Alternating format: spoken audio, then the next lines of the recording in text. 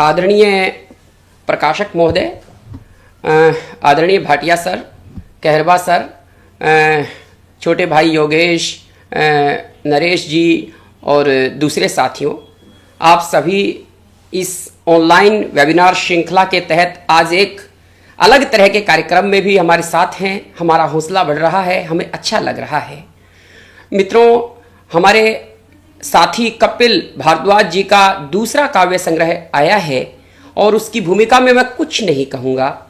इतना ही कहता हूँ कि हमें बहुत सुखद लग रहा है, बहुत अच्छा लग रहा है कि हमारे बीच का साथी एक उस तरह के यथार्थ के बैटन को लेकर के आगे बढ़ने की कोशिश कर रहा है जो सरोहारा के हित का बैटन है, किसान मजदूर गरीब के हित का बैटन है, जो उपेक्षित के हित का बैटन है।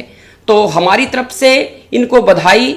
और हमारे साथ आज जो है मुख्य रूप से दो वक्ता हैं। आदरणीय अशोक भाटिया सर हैं। सर किसी भी परिचय के मोहताज नहीं हैं। आपका लघु कथा में बहुत बड़ा काम है, कविता में बहुत बड़ा काम है और आलोचना में भी उस दिन आपका जो हाथ देखा तो दंग रह गए सर।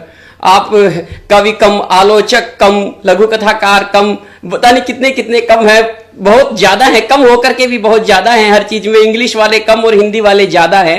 तो बहुत सुंदर लग रहा है, बहुत अच्छा लग रहा है सर आपके साथ हमें। और दूसरे हमारे साथ हैं चंद्रा सर। आप प्रकाशक हैं और प्रकाशक को किस तरह से एक राइटर को सिलेक्ट करना चाहिए, एक नए राइटर और पुराने राइटर्स के बीच खड़ा प्रकाशक, नया प्रकाशक किस तरह की ऊहापोह से गुजरता है, आज आपकी वाणी से हम जानेंगे, समझेंगे। और नए नवोदित कलमकारों को किस रूप में देखा जाता है एक प्रकाशक के द्वारा, मार्केट, बाजारवाद और लिटरेरी एजेंट, लेखक, बहुत कुछ हमारे बीच पसरा हुआ है, उसको जाने समझेंगे। तो मैं बिना किसी भूमिका के, बिना किसी प्रकार के समय को नष्ट किए आपके बीच एक हमारे मुख्य वक्ता जो है, पहले मुख्य वक्ता के रूप में मैं आदरणीय अशोक भाटिया सर को आमंत्रित कर रहा हूं। सर आप आए और कपिल भारद्वाज जी की कविताओं को संबोधित करें और कविता के पक्ष में, कविता के विरोध में या कविता के जो संदर्भ में अपनी बात साझी करें, अपने विचार साझे करें। सर नमस्कार, आइए।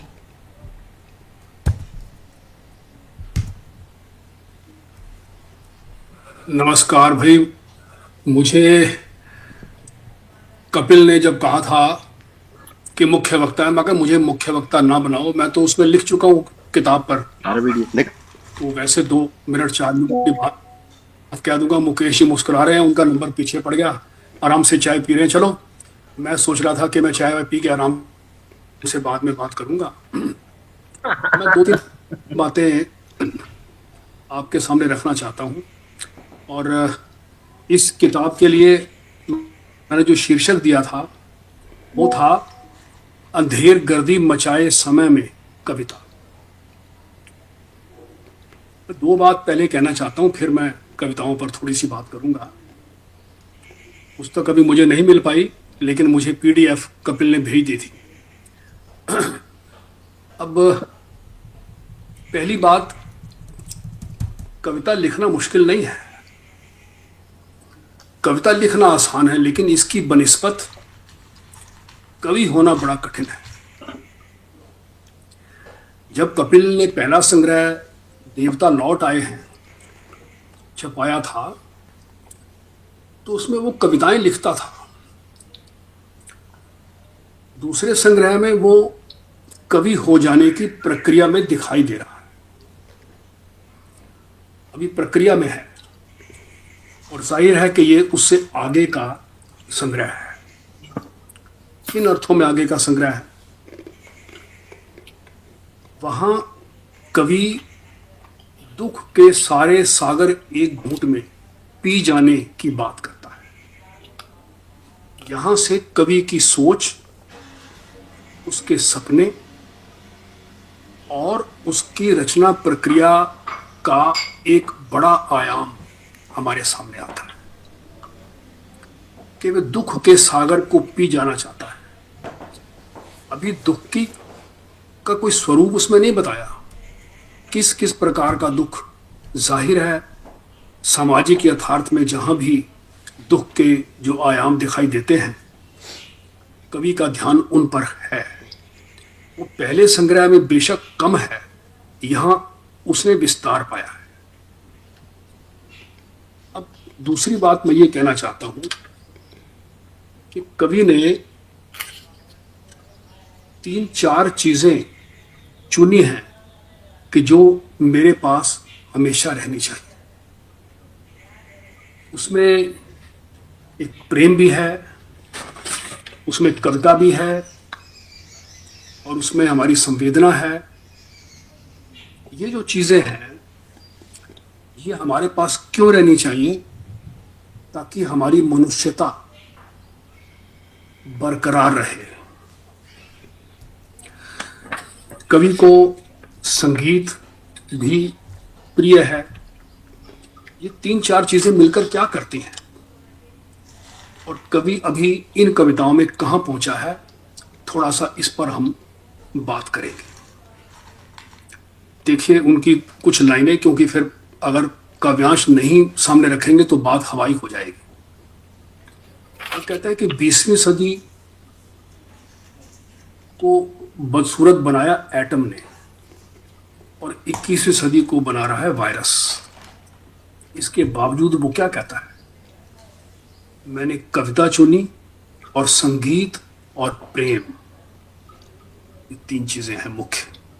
कविता चुनी और संगीत और प्रेम, ताकि बिल्कुल ही गायब ना हो जाए पीले फूलों की मेखला और बची रहे डबडबाती आंखों की करुणा। ये चौथी चीज है। अगर हम इन 4 आयामों पर के धरातल पर इन कविताओं को देखें तो इन कविताओं की खूबसूरती और इन कविताओं की पठनीयता और इन कविताओं के पीछे छिपी हुई जो सौंदर्य चेतना है, जो चिंतन है और जो संवेदना है, वो हमारे सामने आती है। करुण तत्व पर कवि बहुत बल देता है। और अगर मैं कहूं कि ये जो तीनों चारों चीजें हैं, कविता, संगीत, प्रेम, करुणा, ये आपस में जुड़े हुए हैं। कविता में वो सब चीजें आएंगी, अपने आप आती हैं, जिस तरह इसमें आ रही हैं। अब फिर वो कविता को लेकर बहुत सारी बातें कहता है। ये दरअसल एक युवा कवि जब शुरुआती दौर में लिखता है तो अपनी प्रतिबद्धताएं वो मोटे तौर पर इस तरह से कहा करता है। बड़े बड़े कवियों ने कही शुरू में कि मैं ये हूँ, मैं ये कविता को मैं ये मानता हूँ, मैं ये करना चाहता हूँ। अब एक और देखिए, वो कहते हैं कविता को ना अपनी जमीन छोड़नी होगी, ना आकाश की तरफ ताकना, और ना ही अपनी मुलायमियत का रंग। अब ये देखिए आप, 3 पंक्तियों में 3 बड़ी बातें कवि ने कह दी। ये विश्लेषण करने की जरूरत है, और चर्चा का मतलब यही है। कविता को ना अपनी जमीन छोड़नी होगी, ठीक है, कठोर यथार्थ, ना आकाश की तरफ ताकना। आपके सपने क्या है? आप कैसा समाज चाहते हैं? आप दूरदर्शी होकर क्या क्या देख और सोच रहे हैं जहां आपको पहुंचना है, और उसके मार्ग में क्या क्या अड़चने हैं यथार्थ में। और ना ही अपनी मुलायमियत का रंग। ये प्रेम है, संवेदना है, संगीत है, और कविता की जरूरत है कि ऐसी भाषा का प्रयोग जो चाहे कटु यथार्थ का वर्णन करे, जिक्र करे, लेकिन पठनीयता, पाठकीयता बनी रहे। ये महत्वपूर्ण बात है। और ये 3 चीजें बड़े ध्यान से इन पर विस्तार से चर्चा की जा सकती है। और कविता क्या काम करती है, ऐसे देखें तो इस पर भी एक अलग चर्चा हो सकती है कि कविता क्या काम करती है, कविता की जरूरत क्या है। आज के समाज में, आज जो धर्मांधता का एक आक्रामक और बर्बर रूप हमारे सामने दिखाई दे रहा है, समाज में बढ़ रहा है, बड़ा चिंताजनक पक्ष है, उसमें कविता क्या कर सकती है, और वो किस रूप में कर सकती है कि उसका कोई असर, कैसी भाषा चाहिए, कैसा उसका स्वरूप चाहिए। लेकिन एक बात कवि जरूर कह देता है, और ये कवि की प्रतिबद्धता है। प्रतिबद्धता समाज की बेहतरी के प्रति। वे लिखते हैं, नराधमों को मिली छूट को जरा सा कम कर देती है कविता। नराधमों को मिली छूट को जरा सा कम कर देती है कविता। कविता हमारी जो पढ़ता भी है उसे, उसके भीतर जिस प्रकार की वो आक्रामकता है, जो समाज विरोधी है, उसे कविता हटाती है, एक तरफ करके, उस बर्फ को एक तरफ करके मार्ग बनाती है चलने के लिए। ये कविता ये काम खूबसूरती से करती है। अगर हम संग्रह की कविताओं को अगर विश्लेषण करना शुरू करें तो हम 3 हिस्सों में उनका विभाजन कर सकते हैं। मैं एक तो समकालीन राजनीतिक परिदृश्य जो बहुत महत्वपूर्ण है और अक्सर इधर जो साहित्य लिखा जा रहा है उसमें कम ही ऐसा साहित्य है जिसमें राजनीति पर साफ गोई से कहा जा रहा है। नहीं तो एक सुरक्षित यथार्थ को खोजकर और वही वीरता का प्रदर्शन करके रचनाकार, बहुत सारे रचनाकार चुक रहे हैं। तो जो ऐसी रचनाएं सामने आ रही हैं, कविता में भी आ रही हैं, कहानी में आ रही है, लघुकथा में आ रही हैं, बेशक कम है, तो उनका विशेष रूप से उल्लेख होना चाहिए। तो कवि ऐसी जो परिदृश्य की गलाजत है उसको और एक सामाजिक यथार्थ के नए रूपों को, प्रेम के विविध आयामों को, कवि की उम्र, नवयुवा कवि है और प्रेम के आयामों की कितनी आवश्यकता है, आज प्रेम पर कोई बात ही नहीं करता है। इन तीनों पक्षों पर वह खुलकर बात करता है। आइए एक एक दो उदाहरण दें, फिर मैं अपनी बात निष्कर्ष रूप में आपके सामने रखूंगा। रिक्शे से उतरती हुई जिस्म बेचने वाली संस्कारित लड़कियों पर जिन कविताओं में बिंब बनाए गए हैं उसको लेकर, और वो पाठकीय चेतना में गहरी उतरती जाती है। एक और देखिए, एक विकृत चेहरा कविता जो वर्ग चेतना से संचालित है। ये सब समाज में निर्धन वर्ग और कटु यथार्थ को लेकर रची गई रचनाएं हैं। एक विकृत चेहरा में वो कहते हैं, क्या मालूम कल को रोटी सिर्फ 2-4 प्लेटों में ही रह जाए और बाकी लोग गेहूं की खाली बोरी को ओढ़कर बरसते बादलों के बीच से गुजर जाए। अब ये कवि क्यों सोच रहा है? इसके पीछे एक हमारा जो पूंजीवादी चरित्र है जो सर चढ़कर बोल रहा है, ये उसकी चरम परिणति है। और भूख, अभावग्रस्तता, मजदूर, किसान, शोषित स्त्री, इन सब पर इस पुस्तक में रचनाएं हैं और विश्वस्त करने वाली रचनाएं हैं और पहले संग्रह से आगे की रचनाएं हैं ये, और उसमें अधिक मुखर होते हैं। इसके जरा एक कहीं कहीं सूक्तियां ऐसी हैं, ऐसा लगता है कि स्थायी भाव के रूप में हमारे सामने रख दी गई। सूक्ति कविता को सुंदर बनाती है। वो लिखते हैं, भूख कविता में देखिए आप एक उदाहरण कि पेट से होकर गुजरता है आत्मा परमात्मा का प्रलाप। इतना कहना काफी है। वास्तव में कवि बहुत ज्यादा सोचता है और बहुत कम शब्दों में कहता है। कविता की ये खूबी है, पेट से होकर गुजरता है आत्मा परमात्मा का प्रलाप। और सुंदरता की देवी कविता की पंक्ति देखिए, प्रेम हर युग में अपराध रहा है स्त्री के लिए। प्रेम हर युग में अपराध रहा है स्त्री के लिए। अब इसका इतिहास और भूगोल आप छानते रहिए, लेकिन इतना संक्षेप में कह दिया, ये कवि की सफलता है। वास्तव में कवि विचलित हो रहा है और विचलित होने के बावजूद वो अपने आप को संयमित करके संयमित शिल्प में अपने आप को कहता है। समाज में जो संकीर्णता बढ़ रही है, समाज में हो, राजनीति में हो, धर्म में हो, हर प्रकार की, और संवेदनहीनता बढ़ रही है, तो उसकी कविताएं फिर रास्ता खोजती हैं कि क्या कहा जाए ऐसी स्थिति को लेकर। तो कहीं कहीं वे सवाल उठाते हैं, लेकिन कहीं कहीं वो बड़ी मार्मिक रचना कह जाते हैं। वो अलग अलग आयाम है। तो जैसे जैसे उनकी मनस्थिति है, और कभी कभी समाधान खोजने लगते हैं, क्योंकि वो दुख का सागर पी जाने की बात उन्होंने पहले संग्रह में कही थी ना, तो वो यूं ही नहीं कही थी। कभी जब अपनी संपूर्ण चेतना से संचालित होकर लिखता है तो वो दस्तावेजीकरण होता है, वो उसकी सोच का दस्तावेजीकरण होता है। अब एक कविता में मर्माहत करने वाले दृश्य को टीवी पर देखकर गदगद होते तथा कथित कवि को कपिल सवाल कर रहा है। उससे पूछता है कि बता भैया, कौन सी भाषा में बिलखता है बच्चा? ये प्रौढ़ पंक्ति है। कौन सी भाषा में बिलखता है बच्चा जब उसकी मृत मां की चूचियों से दूध नहीं आता? ऐसी रचनाएं हमारे भीतर एक संवेदना का नया स्रोत बनाती हैं, जिनकी आज हमें बहुत ज्यादा जरूरत है।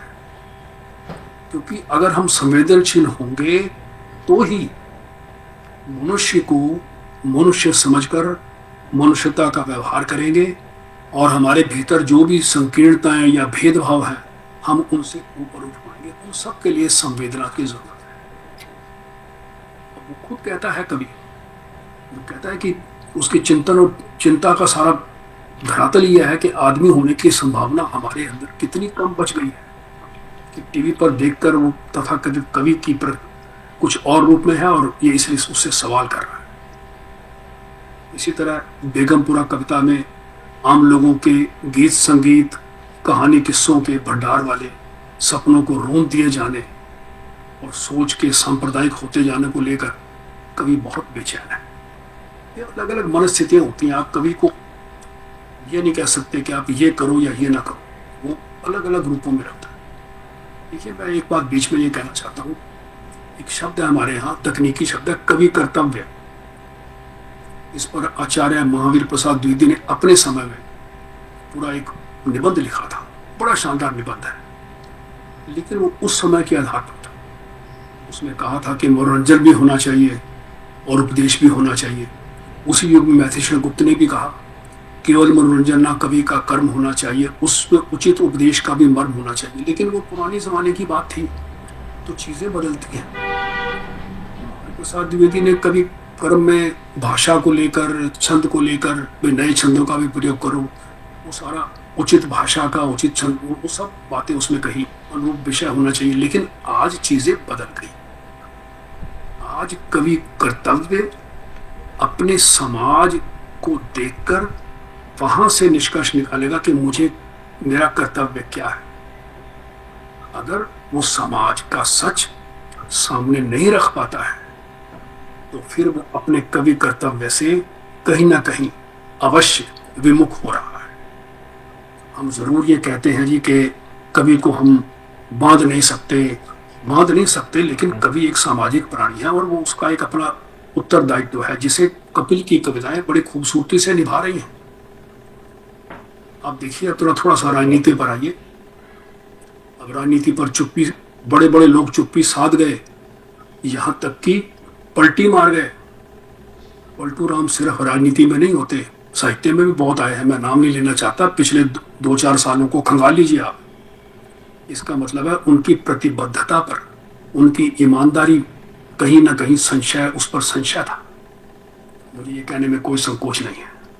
ऐसे वक्त पर ही आप अपने आप को व्यक्त कर सकते हैं जो आप कहना चाहते हैं। कपिल का कवि जो है, देखिए, राजनीतिक कुटिलताएं, मस्खरेबाजी पर सीधे सीधे कलम चलाता है। वो साफ कहता है, उन कवियों से कह रहा है जो पीठ दिखा गए। कहता है, कविता लड़ेगी, तुम चाहे अपनी पीठ दिखा दो। और सिर्फ शीर्षक ही देख लीजिए आप, तो पता लग जाता है कि कवि किस तरह के राजनीतिक सरोकार उसकी कविताओं में मिलते हैं। एक शीर्षक है राजा नंगा है, एक है आत्ममुग्ध मस्खरा, और एक कविता है जाहिलों का सेना नायक, और एक है तानाशाह मुस्कुरा नहीं सकता। और भी कविताएं हैं, ये प्रमुख है चार। ये परिदृश्य से टकराती हैं और विद्रूप को काव्यात्मक भाषा में संयम के साथ लेकिन दृढ़ता के साथ खोलती हैं। ऐसी कविताओं की आज जरूरत है। अब आप देखिए, 2-3 मैं इसमें से पंक्तियां उद्धृत करता हूं, फिर मैं निष्कर्ष पर आता हूं। वो लिखते हैं, हमारी सांस्कृतिक लड़ाई को एक दिमाग नियंत्रित कर रहा है। वे लिखते हैं, अब देखिए आप, 2 पंक्तियों में कवि कितना कुछ चाहे तो कह सकता है, लेकिन चाहना की बात है। वे लिखते हैं कि हिंदू देश की गलियों में फिरती गायें, हिंदू देश की गलियों में फिरती गायें सुअरों के साथ सेंकती हैं अपनी देह धूप में। अब ये जो संकीर्णता और सब चीजें फैलाते हुए घूम रहे हैं सुबह से शाम तक, तथाकथित बहुत पढ़े लिखे, वो इसका जवाब दे दें। इस कविता का जवाब कोई जवाब नहीं है। हिंदू देश की गलियों में फिरती गायें सूअरों के साथ सेंकती हैं अपनी देह धूप में। इसमें बिंब भी है, इसमें प्रतीक भी है, इसमें आक्रोश भी है, इसमें व्यंग्य भी है, इसमें कविताई भी है, सब कुछ है। ये आज का इतिहास भी है, चाहे छोटी सी अवधि का इतिहास है। एक और देखिए, ईश्वर को, धर्म को और आस्था को डाल रखा है एक ऑनलाइन कंपनी की वेबसाइट पर। ये एक और जो इधर धंधा चला है पिछले 8-10 साल में हमारे यहाँ, उनको 1-2 पंक्तियों में निष्कर्ष स्वरूप रख दिया गया है। ईश्वर को, धर्म को और आस्था को डाल रखा है एक ऑनलाइन कंपनी की वेबसाइट पर। अब आप देख लीजिए कि धर्म और आस्था का क्या हाल है। खैर, इसके बाद चलिए थोड़ा सा प्रेम पर भी बात हो जाए।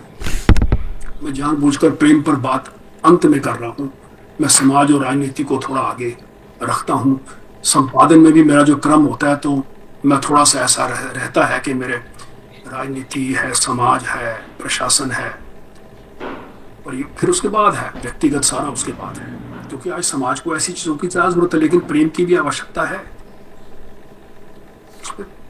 कहीं कहीं कपिल प्रेम की कविताओं में व्यक्तिगत संस्पर्श दे जाते हैं, जो मैं समझता हूं, लेकिन उसके बावजूद उन कविताओं में उथलेपन से बचने का भरपूर प्रयास किया गया है। कहीं कहीं उसका टच मिल जाता है, वो अलग बात है। कविता से भी ज्यादा प्रेम को जरूरी मानते हैं, ये अनुभव है। प्रेम है तो कविताएं हैं, प्रेम है तो समाज है, प्रेम है तो सद्भाव है, प्रेम है तो संकीर्णताओं पर प्रश्नवाचक चिन्ह है, बहुत कुछ है। और प्रेम और सौंदर्य को वो महसूस भी करते हैं अलग अलग कविताओं में, उन्हें बचाना भी चाहते हैं और उसको कहीं कहीं अपने शब्दों में विस्तृति भी प्रदान करते हैं। कहते हैं साफ कि धूसर होती दुनिया को जरूरत है तुम्हारी, धूसर होती दुनिया को जरूरत है तुम्हारी। एक पंक्ति देखिए आप, कितनी मार्मिक पंक्ति में लिख गए हैं सौंदर्य को बचाने की बात। आखिर तो सारा कुछ सौंदर्य ही तो है। सौंदर्य कोई हवाई बात नहीं है। सौंदर्य समाज में से निकलेगा, सौंदर्य भाव में से निकलेगा, सौंदर्य पात्रों में से निकलेगा। सौंदर्य कोई यूटोपिया नहीं है। क्या कहता है? कहता है कि मेरे बच्चे के लिए कैसे बचे एक कोना, मेरे बच्चे के लिए कैसे बचे एक कोना, जहां धरती का थोड़ा सा भी सौंदर्य देखा जा सके। ये कवि की अपेक्षा है और उसका जो कहने का तरीका है वो भी बड़ा, उसमें भी सौंदर्य छिपा हुआ। जैसे एक पंक्ति में आपके सामने रखता हूं कि छोटी छोटी जिज्ञासा की नावें, ये अपनी उसकी प्रक्रिया की बात भी हो सकती है, रचना प्रक्रिया की। छोटी छोटी जिज्ञासा की नावें दरिया के बीच में जाकर असंतुलित हो जाती हैं। छोटी छोटी जिज्ञासा की नावें दरिया के बीच में जाकर असंतुलित हो जाती हैं। वास्तव में कुछ कविताओं की व्याख्या नहीं करना भी अपने आप में सौंदर्य बनाए रखने का एक उपक्रम होता है। सभी की व्याख्या और विश्लेषण नहीं करना चाहिए, पाठक पर भी छोड़ देना चाहिए। पाठक खुद एक कलाकार होता है, वो अपने तरीके से उसमें से सौंदर्य और आनंद और संवेदना का उस पर प्रभाव पड़ेगा। मैं वास्तव में क्या है कि कवि, जो पंक्ति में कहूं, कवि यहां पक रहा है, उसकी कविताई पक रही है, अभी वो आंच पर है। कवि की सोच, उसकी चेतना, उसकी संवेदना सभी आंच पर पक रही है। वो ढक्कन खुलता है तो कभी कुछ कविता बाहर निकलती है तो उसका पता लगता है कि उसका आस्वादन हम करते हैं, कैसी हैं वो कविताएं। तो मैं निश्चित रूप से कह सकता हूं कि इन कविताओं की उपलब्धि भविष्य में इससे बड़ी उपलब्धि के रूप में हमारे सामने आएगी। ये सारी की सारी कविताएं आज के समय की जरूरी कविताएं हैं। फिर मुझे याद आती है हरिशंकर परसाई की एक पंक्ति। वो कहते हैं कि जो अपने समय के प्रति ईमानदार नहीं है वो अनंत काल के प्रति क्या ईमानदार होगा। ये कपिल भारद्वाज अपने समय को महसूस करने वाले, उसके विविध आयामों को अपनी कविता की प्रक्रिया में डालने वाले, उनको कलमबद्ध करने वाले एक महत्वपूर्ण कवि हैं। इससे इनकार नहीं किया जा सकता। मैं बहुत आशान्वित हूँ भविष्य में वो तीसरा जो इनका संग्रह जब भी आएगा, इससे आगे का संग्रह। कवि को बहुत बहुत बधाई, और आपने मुझे सुना, समय दिया, आप सबका बहुत बहुत शुक्रिया।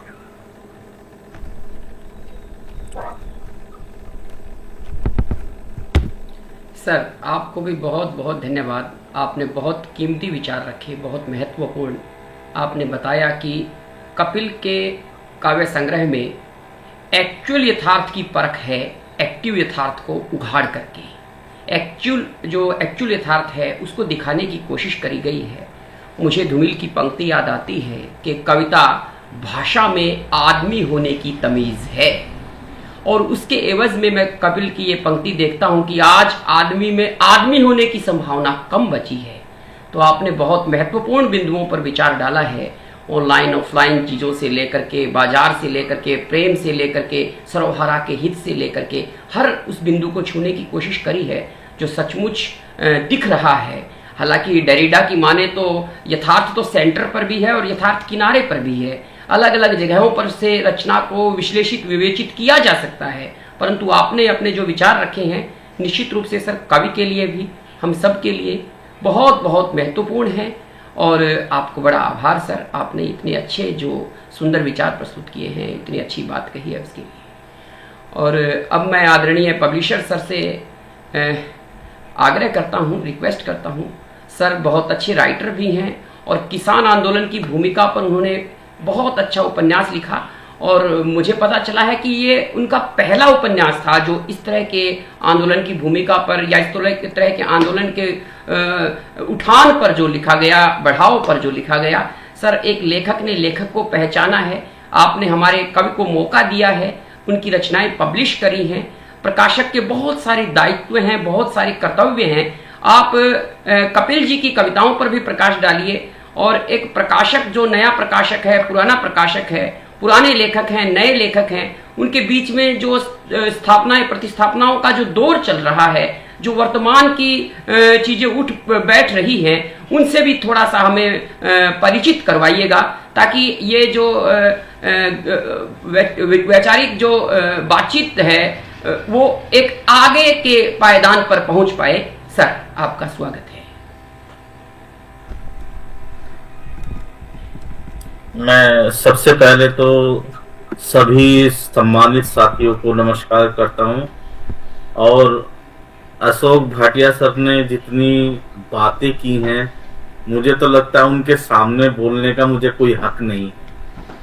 इतनी बातें, चाहे वो राजनीतिक विचारधारा पर बातचीत करी हो, चाहे कविता पर बातचीत करी हो, यथार्थ पर बातचीत करी हो, मुझे लगता है उन्होंने बहुत ही अति संवेदनशील मुद्दों को रेखांकित किया है एक कवि के माध्यम से।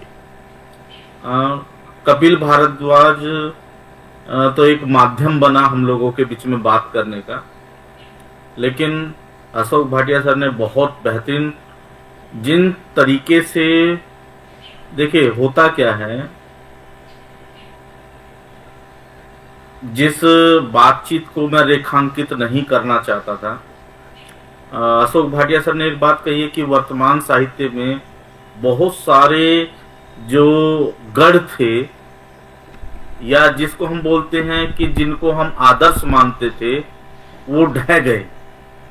पिछले लगभग 3-4 सालों के अंदर जिनको हम लोग ये मानते थे कि ये हमारे प्रोधा हैं, साहित्य को आगे ले जाने वाले लोग हैं, वो ढहे हैं और उनका मुखौटा उतरा है।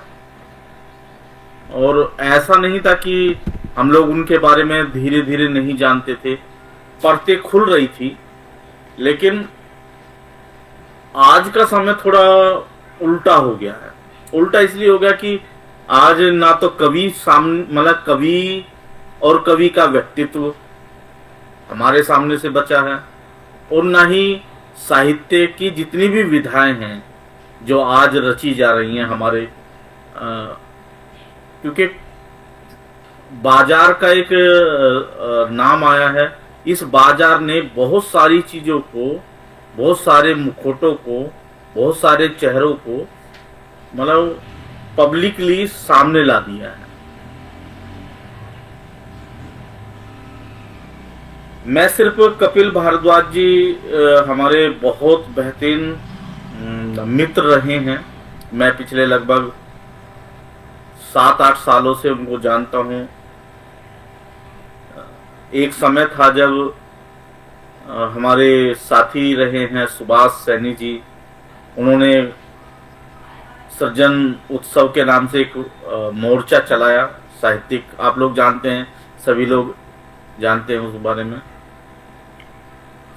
अभी हम लोग एक साहित्यिक क्या बोलते हैं कि मान ले सकते हैं कि एक पुरस्कार, युवा पुरस्कार के लिए हमने एक योजना चलाई थी, और मैंने 3 साथियों से, 4 साहित्यों से, साहित्यकारों से पूछा था कि भाई हरियाणा में जो सबसे युवा साहित्यकार है उनका नाम मुझे दीजिए, ताकि मैं उस पुरस्कार की लिस्ट में जो है उनका नाम चयनित कर सकूं।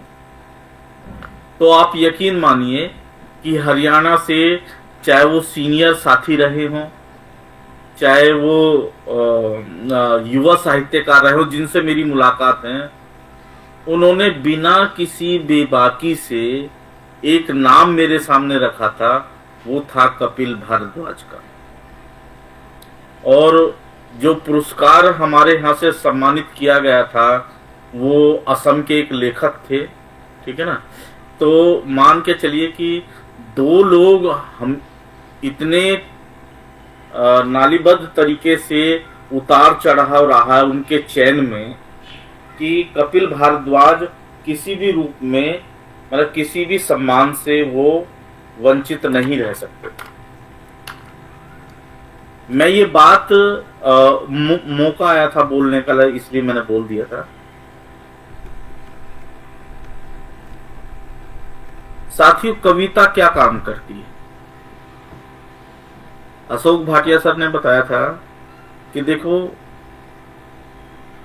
कठिन समय में ही कविता और कवि की पहचान होती है। आज हमारा दौर ऐसा है, फासिस्ट समय है। अभी 2 दिन नहीं हुए हैं, आज दूसरा दिन है, कल होली थी, उससे 2 दिन, 3 दिन से लगातार जो इस राज सत्ता का जो चेहरा फासिस्ट हमारे सामने जो महसूस किया गया है। और एक होता है कि भाई अचानक कोई घटना घट जाती है, अचानक कोई सांप्रदायिक दंगे घट जाते हैं, एक समुदाय दूसरे समुदाय के प्रति नफरत फैलाता है। लेकिन एक सत्ता के द्वारा जो चलाया गया माहौल है, वो पूर्ण रूप से वो जो उसकी जो झलक दिख रही थी वो पिछले 2 दिन में आप लोग देख रहे होंगे।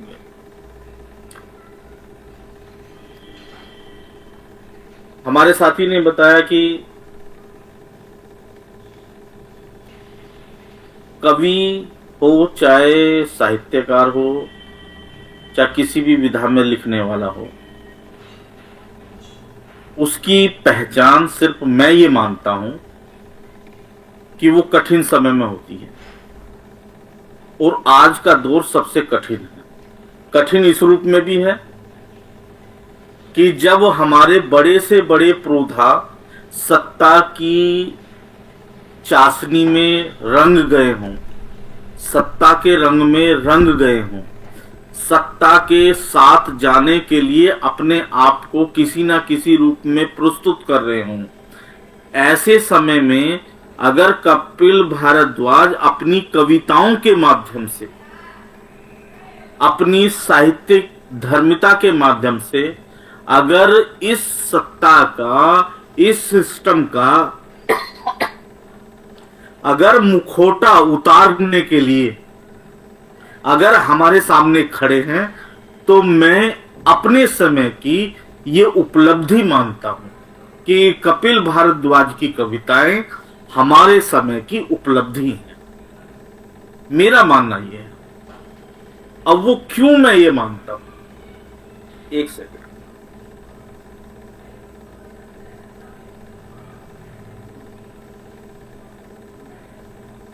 यथार्थ क्या काम करता है? हमारे सर ने बताया कि यथार्थ जो कटु यथार्थ है, देखिए इसको हम इस रूप में भी देख सकते हैं। मैं थोड़ी 3 शब्दों में मैं अपनी बात करूंगा। मैं कपिल भारद्वाज की यथार्थ परकता पर बात करूंगा। दूसरा, मैं उनकी संवेदनशीलता पर बात करूंगा। और तीसरा, मैं उनकी प्रतिबद्धता पर बात करूंगा। मेरे 3 आयाम हैं जिन पर मैं कपिल भारद्वाज पर बात करना चाहता हूं। यथार्थ, अब आप देखेंगे कि आपने फिल्मों में देखा होगा कि बहुत सारी फिल्में हमारे यथार्थ का सच्चा चरित्र जो है वो रेखांकित करते हैं। तो ऐसा नहीं है कि आपका यथार्थ अलग है और मेरा यथार्थ अलग है। बस ये है कि उस यथार्थ को रेखांकित करने का तरीका हर साहित्यिक व्यक्ति का अलग होता है। जैसे मैं उदाहरण के तौर पर बता रहा हूं, ये बात मैं पहले भी कर चुका हूं कि एक फिल्म आती है, फिल्म में बहुत सारे चित्र दिखाए जाते हैं। मैं सबसे बड़ा उदाहरण देता हूं कि जैसे आजकल नई मूवी आती हैं, तो नई मूवियों में या फिल्मों में क्या होता है कि एक लड़की जो है वो गुंडों से बचकर भाग रही होती है और गुंडे जो क्या करते हैं उसका पीछा करते हैं, उसका पीछा करते हैं। जो फिल्मांकन है, जो वीडियो है, जो उसका कैमरा है फिल्मों का, वो क्या करता है कि उस सीन पर रहता है, किस तरीके से गुंडे उसका पीछा करते हैं, कैसे उसका चरित्र हरण करते हैं, कैसे उसका वस्त्र को उतारते हैं। और आप देखेंगे कि इस तरह की कार्रवाई से जिसको नेगलेक्ट किया जाता है, मैं ये बात इसलिए कर रहा हूं कि साहित्य में अधिकतर इस चीज को रेखांकित नहीं किया जाता है कि जो पाठक वर्ग है, जो पढ़ने वाला है, वो क्या सोचता है। तो जब यथार्थ जो मूवी है, जो मूवी किस तरीके से रेखांकित कर रही है, किसी लड़की के को भागते हुए दिखाते हुए, गुंडों से पीछा करते हुए, तो इसमें क्या होता है कि जिज्ञासाएं पैदा की जाती हैं पाठक के वर्ग में कि अब क्या, अगला सीन क्या होने वाला है। उसमें जिज्ञासाएं होती हैं, अगला सीन क्या होने वाला, अगला सीन क्या होने वाला। इसका मतलब क्या हुआ कि जो लिखने वाला राइटर है वो उस यथार्थ को दिखा रहा है जो पाठक वर्ग जिससे मतलब जिससे वो क्या बोलते हैं कि वो जिज्ञासु, उसको जिज्ञासु बने कि आगे क्या होने वाला। हो सकता है कि वो रेप सीन को और इतना नजदीकी दिखाए। दूसरा यथार्थ क्या है? जो कपिल भारद्वाज ने जो आज के समय में वो भी यथार्थ है। जो फिल्मांकन करने वाले लोग हैं वो इस तरह का यथार्थ दिखा रहे हैं जो आज हूबहू हो रहा है। लेकिन कपिल भारद्वाज क्या करते हैं, वो उसका उलट करते हैं। वो बताते हैं कि यथार्थ सिर्फ यही नहीं होता है। यथार्थ का मतलब होता है कि जब कोई फिल्मांकन हो रहा है तो जो रेपिस्ट के प्रति है, जो गुंडों के प्रति है, उसके प्रति नफरत पैदा करे, और जो महिला है जिसका पीछा गुंडे कर रहे हैं उसके प्रति संवेदनशीलता पाठक वर्ग में या जो देखने वाले वर्ग है उसके प्रति वो सचेत करे। ये मैं बात करना चाहता था। जैसे उदाहरण के तौर पर उनकी एक कविता होती है, इसका सबसे बड़ा उदाहरण कि मनुष्य होने के लिए जरूरी है कविता, लेकिन कविता से ज्यादा जरूरी है प्रेम, वैसे ही जैसे धर्म से ज्यादा जरूरी है रोटी। इसका मतलब क्या हुआ कि जो यथार्थ है उस यथार्थ को बिल्कुल सही तरीके से, वैज्ञानिक और वैधानिक तरीके से वो प्रस्तुत करें। ये कपिल भारद्वाज हमारे सामने प्रस्तुत करते हैं। ये तमाम कविताएं उनकी आप देख सकते हैं। आप देख रहे, मैंने एक शब्द शुरुआत में सबसे पहले बोला था कि कविताएं हमारे कठिन समय की, सबसे ज्यादा कठिन समय में पैदा होती हैं।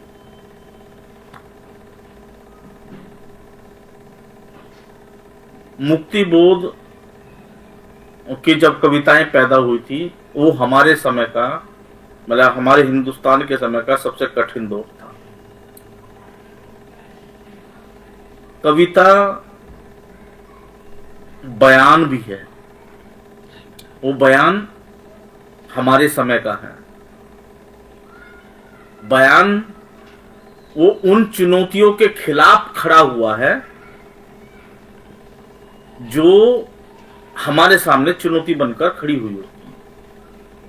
किसान आंदोलन का जिक्र आया था तो आप देखेंगे कि पंजाब में, पूरी दुनिया में जितने हिंदुस्तान में जितने बढ़िया गीत पंजाबी में, पूरे अपने मुल्क में, पूरे अपने इतिहास में बेहतर पैदा हुए हैं, उसमें बहुत सारे गीत जो है किसान आंदोलन में पैदा हुए। कविताएं, आपको याद होगा कि हम सब लोगों के सिरसा के हैं कपिल भारद्वाज जी, आप जानते होंगे, हर भगवान चावला। तो उनकी एक क्या नाम है, लघु कथा है, अशोक भाटिया जी ने शायद जिक्र किया था एक जगह। तो उनकी एक लघु कथा है जिसमें वो बूढ़े बुढ़िया की एक कहानी लिखते हैं।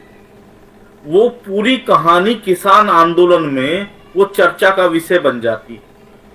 इसका मतलब ये है कि जब भी कठिन समय होता है तो अब किसान आंदोलन, एनआरसी का, सीसीए का या फासिस्ट समय का, जितने भी कठिन दौर हमारे समय में आते हैं, उस समय पर हमारे जो साहित्यकार हैं वो हमारे सामने उभर कर आते हैं, उन चुनौतियों को से उभर कर सामने आते हैं।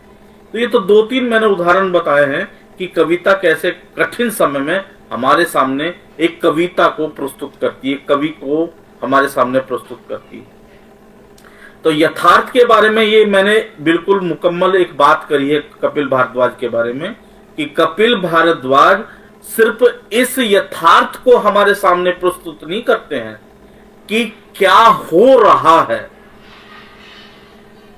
कपिल भारद्वाज हमारे सामने ये प्रस्तुत करना चाहते हैं कि क्या नहीं होना चाहिए और क्या होना चाहिए, जिसकी 2 पंक्तियां मैंने आपके सामने पढ़कर सुनाई थी कि मनुष्य होने के लिए जरूरी है कविता, लेकिन कविता से ज्यादा जरूरी है प्रेम, वैसे ही जैसे धर्म से ज्यादा जरूरी है रोटी। तो यथार्थ के उलट मैंने बात कही है कि यथार्थ सिर्फ वो नहीं है कि जो हमारे समय में होता है, यथार्थ वो भी है जो हमारे समय में होना चाहिए। मैं दूसरी बात करना चाहता हूं कपिल भारद्वाज के कविता संग्रह प्रहसन और अन्य कविताएं, बोने प्रहसन और अन्य कविताएं, यथार्थ के बाद जिसका मैंने जिक्र किया था संवेदना। संवेदना का मसला ऐसा है कि मैं इसके ऊपर 2-3 बातें कर सकता हूं कि जैसे संवेदना का मतलब क्या है। इसका एक छोटा सा उदाहरण देके मैं बात करूंगा कि जो कपिल भारद्वाज इतना बेहतरीन तरीके से हमारे सामने प्रस्तुत करते हैं। जैसे मान के चलो कि किसी व्यक्ति को, अभी हमारे अशोक भाटिया जी थोड़ा गायब हो गए हमारे स्क्रीन से, मेरे सामने शैलेंद्र जी दिखाई दे रहे हैं, तो मैं शैलेंद्र जी का उदाहरण दे देता हूं। शैलेंद्र जी हमारे बारे में बात करते करते सुन रहा हूं शैलेंद्र जी या अशोक जी को हमारे इस कविता संग्रह पर बातचीत करते करते एक हिचकी आ जाती है। हिचकी तो होता क्या है कि अब यहां पर मेरी स्क्रीन के सामने 2, 2, 4, 2, 6, 8 लोग यहां पर मौजूद हैं। तो मैं संवेदना का एक सटीक उदाहरण देना चाहता हूं जो कपिल भारद्वाज की कविता संग्रह को पढ़कर मुझे महसूस हुआ। अब अशोक जी को हिचकी आई तो शैलेंद्र जी ने कहा कि भाई कपिल जो है अशोक जी को लगता है पानी की आवश्यकता है क्योंकि उनको हिचकी आ रही है। इसका मतलब क्या हुआ कि यदि किसी को हिचकी आती है और किसी व्यक्ति ने ये महसूस किया कि किसी व्यक्ति को पानी की आवश्यकता है तो इसका मतलब ये संवेदनशीलता है। मैं इसको ये बोलता हूं कि ये प्राथमिक संवेदनशीलता है। लेकिन हुआ ये है कि कपिल भारद्वाज ने ये कहा कि अशोक जी आप ऐसा कीजिए कि आपको पानी पीने की जरूरत है क्योंकि आपको हिचकी आ रही है। उन्होंने भी कपिल भारद्वाज ने भी महसूस किया ये दूसरे तरह की संवेदनशीलता है। एक तीसरे व्यक्ति ने हमारे यहां राजकुमार जी और नरेश जी भी जुड़े हुए, नरेश जी ने ये कहा कि ऐसा है कि उन्होंने कहा कि ऐसा है पानी का गिलास और जग यहां पर रखा हुआ है, प्लीज आप पानी पी लीजिए क्योंकि हिचकी आ रही है आपको और अन्यथा हो सकता है कि आपको दिक्कत हो जाए। तो उन्होंने उनको कहा कि आप पानी पी लीजिए। वो कहते हैं। और एक संवेदनशीलता है कि जो बिना किसी से कहे पानी गिलास में पानी देकर और अशोक जी को दे दे कि अशोक जी प्लीज आप पानी पी लीजिए। ये संवेदनशीलता के कई लेयर्स हैं कि एक व्यक्ति महसूस करता है लेकिन वो उस पर कोई भी रिएक्ट नहीं करता। एक व्यक्ति जो है महसूस करता है लेकिन वो सिर्फ बता सकता है कि प्लीज पानी पी लीजिए। एक व्यक्ति उसको बता सकता है, वो भी महसूस करता है, वो भी संवेदनशील है कि गिलास जग भी रखा है, पानी भी रखा है, आप पानी पी लीजिए। लेकिन एक जो संवेदनशीलता है, एक ये भी संवेदनशीलता है कि जो व्यक्ति पानी बिना कुछ कहे गिलास में पानी डालकर और अशोक जी को दे देता है। मेरा मानना यह है कि संवेदनशीलता का जो उच्चतम उत्कर्ष है वो ये है कि बिना कुछ कहे आप सामने वाले की समस्या से रूबरू हो और सामने वाले की समस्या के साथ एकजुट हो जाएं और उसको बताएं कि प्लीज ये पानी पी लीजिए क्योंकि आपको हिचकी आ रही। ये लेयर्स में 4-5 तरह की लेयर्स की मैं बात कर रहा हूं।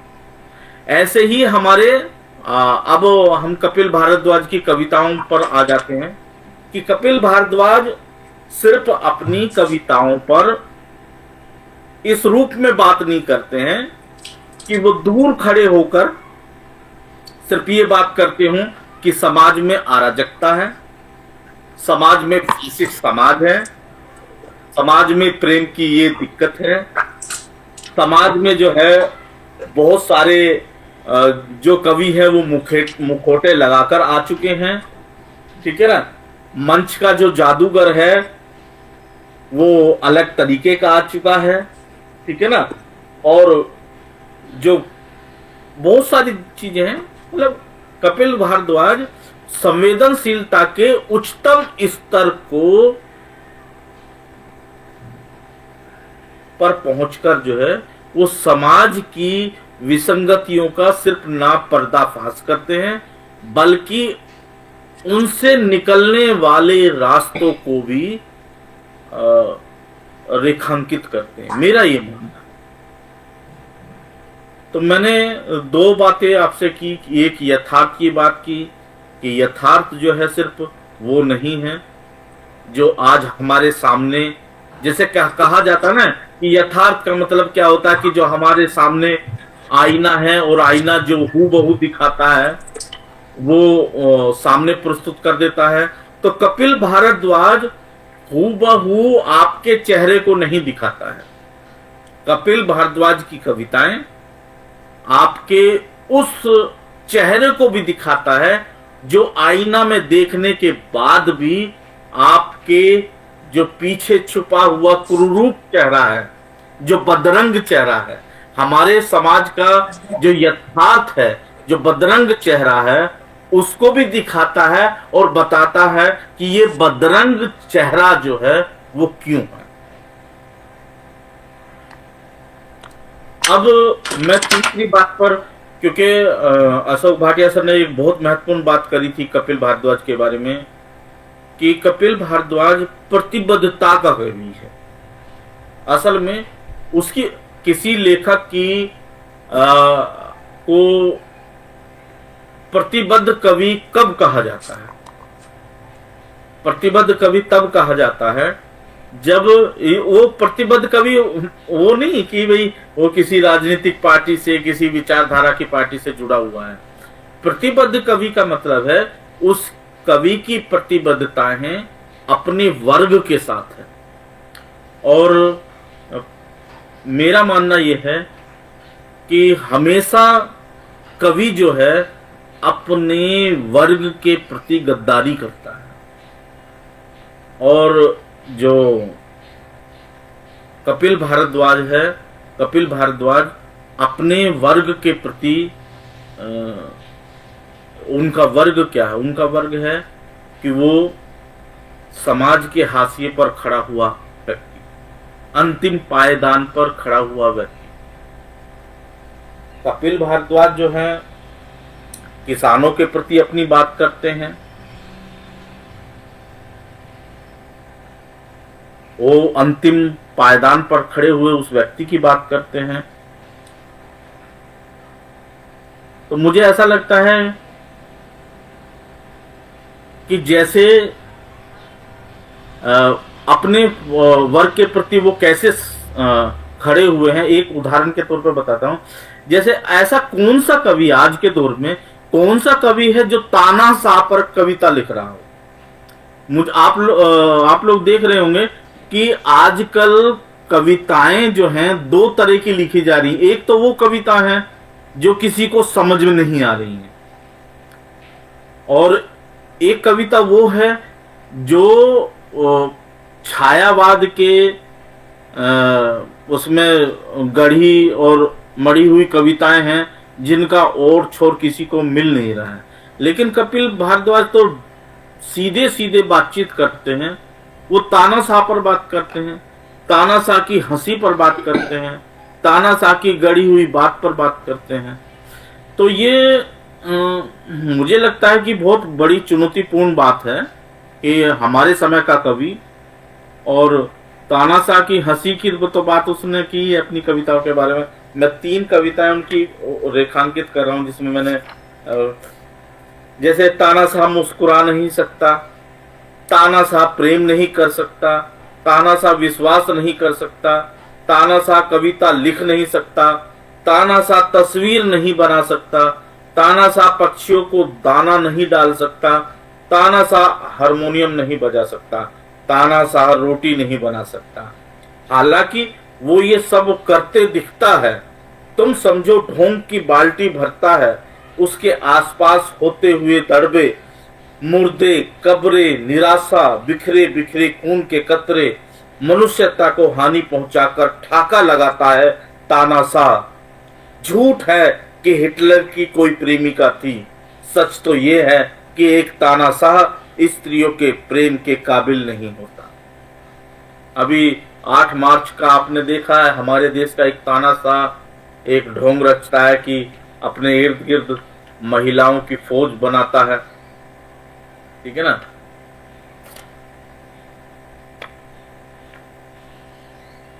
कितना फासिस्ट समय आ गया है।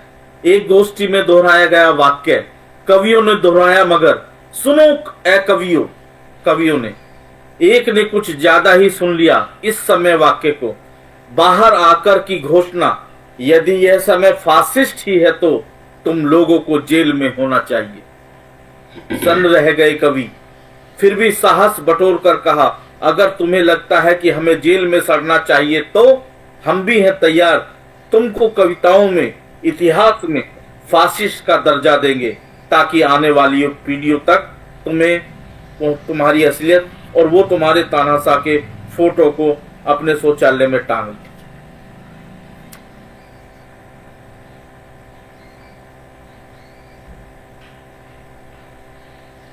ये बहुत ऐसी कविताएं, क्योंकि अशोक भाटिया सर जानते हैं कि हम लोग तो कवियों की बहुत बड़ी सीरीज निकाले हैं, मतलब कि हिंदुस्तान की सबसे बड़ी सीरीज कवियों की, मतलब सिर्फ न्यू वर्ल्ड पब्लिकेशन के पास है। सबसे ज्यादा कवियों की सीरीज हमारे पास है, और वो भी उनकी चयनित कविताएं।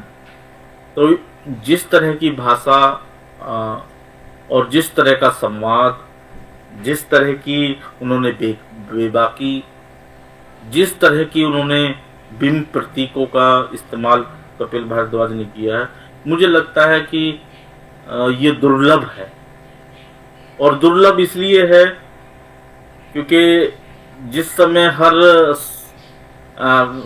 साहित्यकार चाहता है कि इस सत्ता से कुछ मलाई मिल जाए, मलाई, और इसलिए उसकी चाटुकारिता में लगा हुआ है। और ऐसे समय में अगर कपिल भारद्वाज की कविताएं हमारे समय में एक औजार का रूप धारण करती हैं, इस समाज की विद्युतियों को सिर्फ उजागर ही नहीं करती बल्कि उन पर प्रहार करती हैं, तो ये हमारे लिए, मुझे लगता है कि एक बहुत बड़ी उपलब्धि है। और मुझे लगता है कि ऐसे कवि को आज हमारे समय में सहेजने की जरूरत है, उनको प्रोत्साहित करने की जरूरत है, उनको आगे बढ़ाने की जरूरत है। और इस मंच ने कवि हमारे कपिल भारद्वाज जी को मौका दिया है।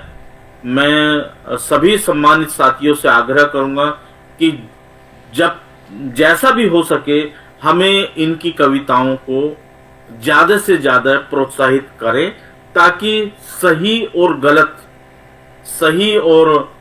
गलत साहित्य और कविताओं के बारे में जो रेखांकित किया जा रहा है उसमें कपिल भारद्वाज भी एक हमारी समय की आवाज, हमारे समकाल की आवाज के रूप में प्रस्तुत रहें। मैं अपनी बात को यहीं समाप्त करना चाहूंगा कि ये बहुत अच्छा मौका रहा। सर, मैं तो एक छोटा सा एक्सक्यूज है, आपसे रिक्वेस्ट है कि अगर आपको उचित लगता है तो थोड़ा प्रकाशकीय जो दायित्व है उसमें जो कठिनाइयां हैं और जो स्तरीय साहित्य नहीं लिखा जा रहा है, छटने का जो प्रोसेस है, और नए पुराने लेखकों का थोड़ा सा आप अपने प्रकाशकीय दायित्वों पर भी अगर प्रकाश डाल दें तो थोड़ा सा नए लेखकों के लिए, और जो इस फलक से अनभिज्ञ हैं, इस ग्राउंड से अनभिज्ञ हैं, उन लोगों के लिए थोड़ा शायद पॉजिटिव रहे। तो आपसे रिक्वेस्ट है सर, अगर आप उचित समझे तो। जी बिल्कुल बिल्कुल। मैं तो मुझसे पूछने की बजाय अगर आप कपिल जी से पूछते तो उनको वो ज्यादा अच्छा बताते। देखिए होता क्या है कपिल जी कि तो सर घर की मूंगी दाल बराबर है। इनसे पूछते रहते हैं।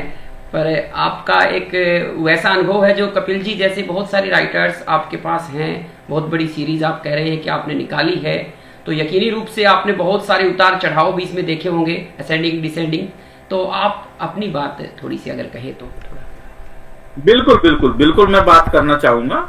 और मुझे अच्छा भी लगा है कि देखिए होता क्या है कि जब हमारे सीनियर हमारे सामने रहते हैं ना, अशोक भाटिया जी हमारे बहुत सीनियर हैं जिनसे हम लोगों ने सीखा है, आगे बढ़ने का मौका मिला है। देखिए होता क्या है कि मैं आपको बताऊं कि न्यू वर्ल्ड पब्लिकेशन का अभी बहुत छोटा समय है। छोटा समय का मतलब आप समझ लीजिए कि 3-3.5 साल का समय है पूरा टोटल। और इसमें लगभग जो है 1000 से ऊपर कवि छपे हैं, मतलब 1000 से ऊपर साहित्यकारों की पांडुलिपियां प्रकाशित हुई।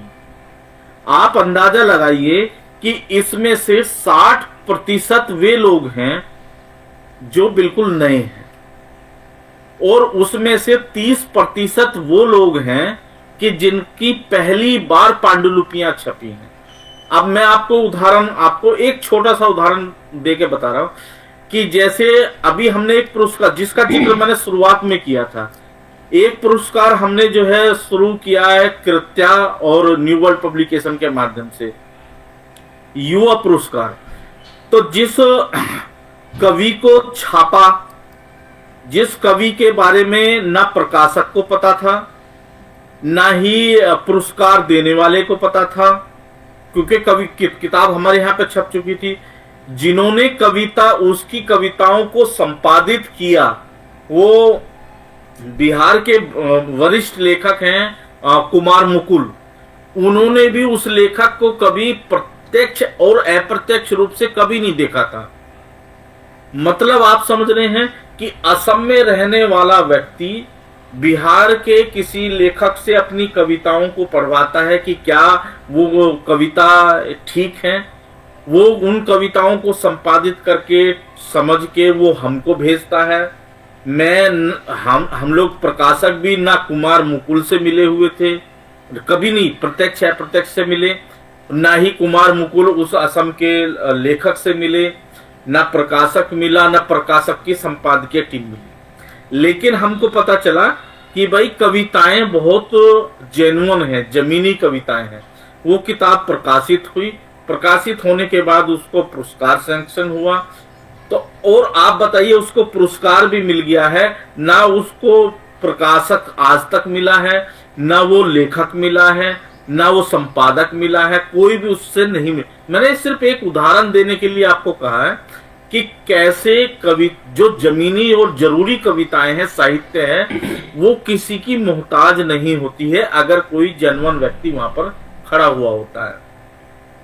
कपिल भारद्वाज जी की किताब हमारे पास आई तो उनको तो ये पता ही नहीं था कि ये प्रकाशन कौन है, किसका है, कौन चलाता है, कौन इसका मालिक है, कुछ नहीं पता। लेकिन जब उनकी कविताएं आई तो संपादक मंडल ने कहा कि भाई कविताएं जरूरी हैं, हमारे समय का एक जरूरी दस्तावेज है, इसको प्रकाशित होना चाहिए।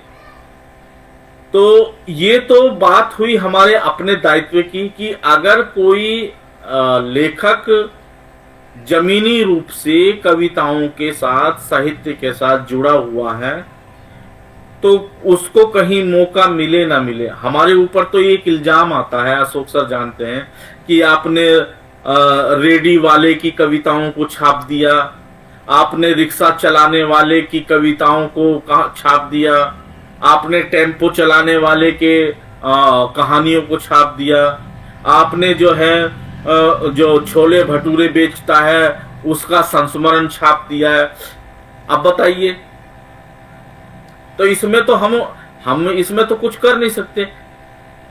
लेकिन हमें ये लगता है कि अगर कोई भी लेखक जमीनी तौर पर, जहीनी तौर पर समाज के साथ खड़ा हुआ है, समाज के पक्ष में उसका लेखन है, समाज के इस साहित्यिक अपने वर्ग मतलब मजदूर किसान के पक्ष में उसका लेखन है, तो वो हमेशा रेखांकित किया जाएगा।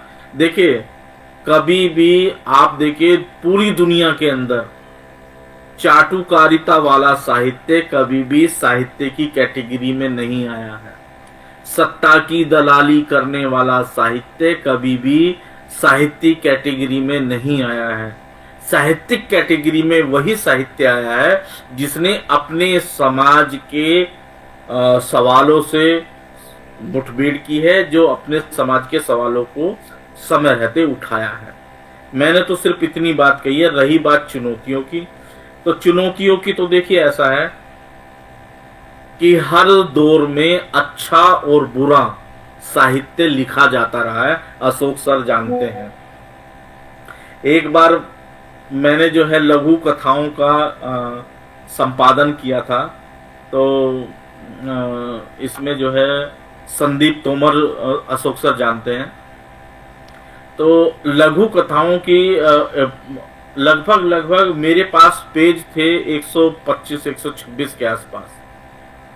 लघु कथाएं आई मेरे पास लगभग 450 के आसपास।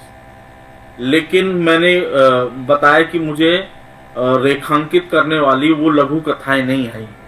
लेकिन आप अंदाजा लगाइए कि उसमें से हमने लगभग 97-98 लघु कथाएं रेखांकित की, और जिसमें से बड़े नाम सारे छूट गए थे।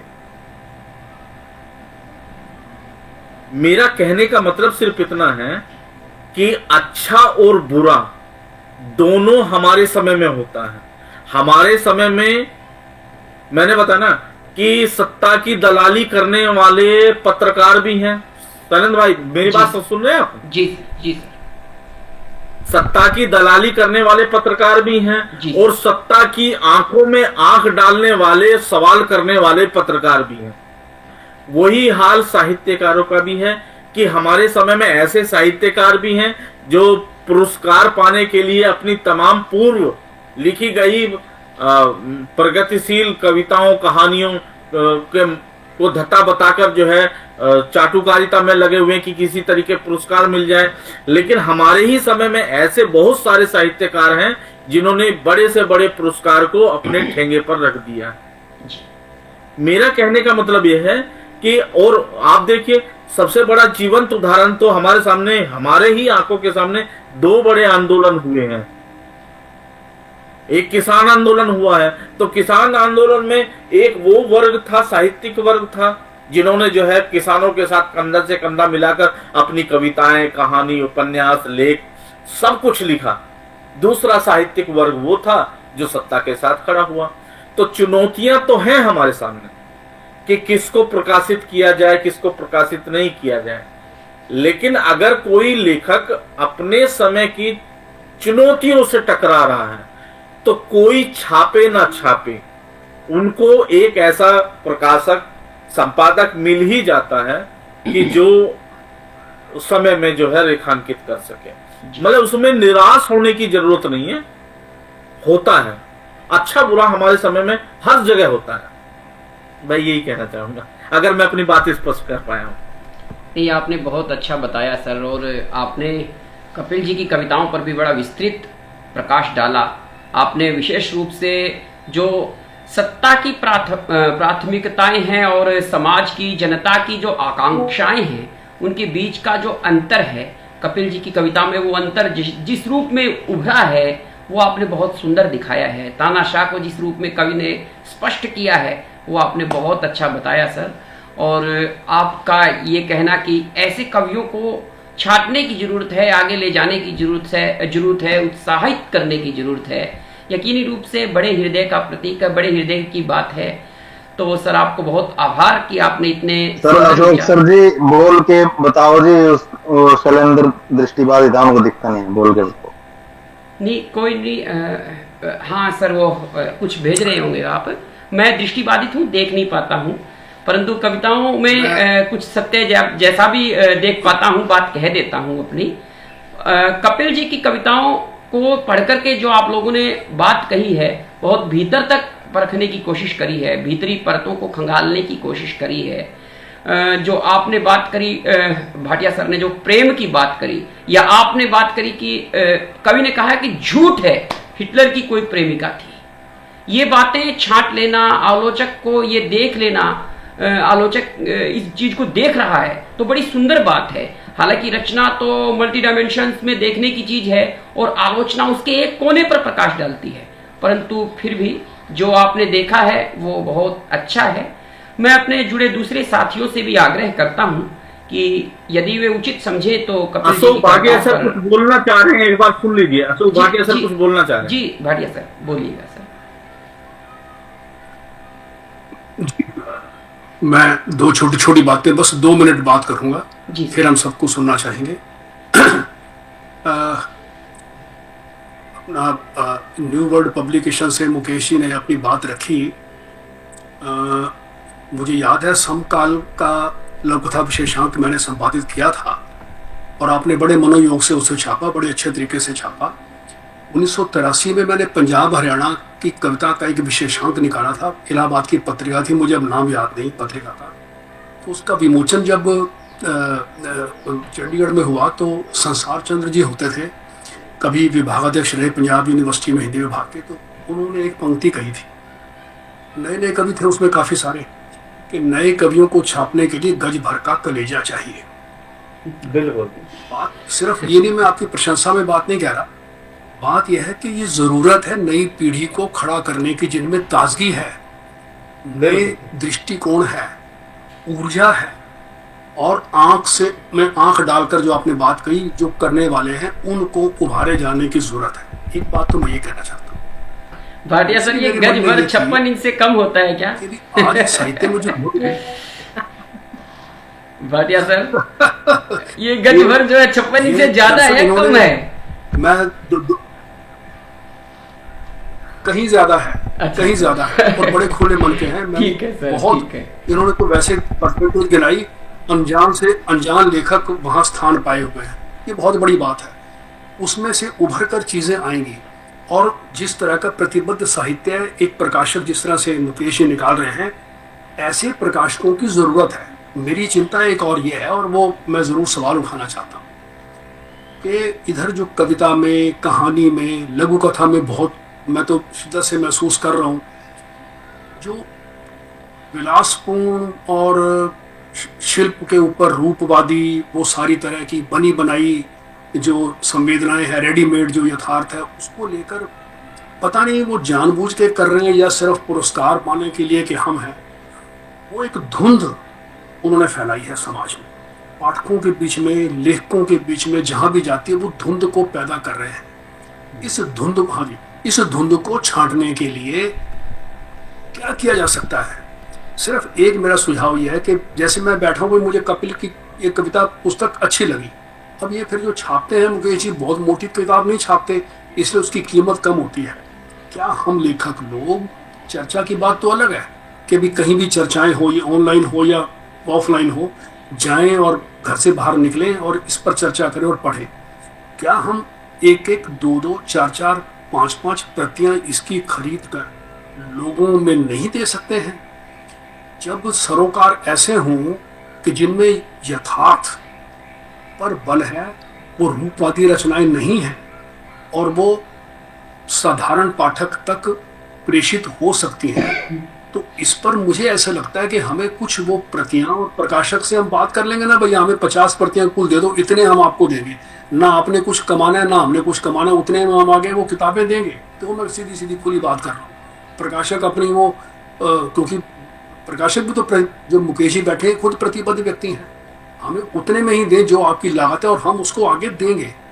मेरे पास तो मैं अपना व्यक्तिगत बताना नहीं चाहता, मुझे जो अच्छी किताब मिलती है 5 से लेकर 10 प्रतियां मैं खरीदता हूँ और बांटता हूँ, कहीं भी हूँ, हरियाणा में, पंजाब में, जहाँ भी जाऊँ, बांटे जाने की ज़रूरत है। और कोई सुझाव हो तो ज़रूर आगे जो साथी होंगे भी ये धुंध में हम किस तरह और काम कर सकते हैं, इसकी ज़रूरत है। शुक्रिया। बहुत अच्छी बात कही सर, और ज़रूरत है इस तरह की कि हम संप्रेषण को और बेहतर करें, रचनाओं को बांट करके, कविताओं को शेयर करके, कविताओं की चर्चा करके, बात करके, कवि की गोष्ठी हो या कवियों की गोष्ठी हो, बातचीत बढ़े, बात बढ़े, इसकी ज़रूरत है सर, बिल्कुल ज़रूरत है।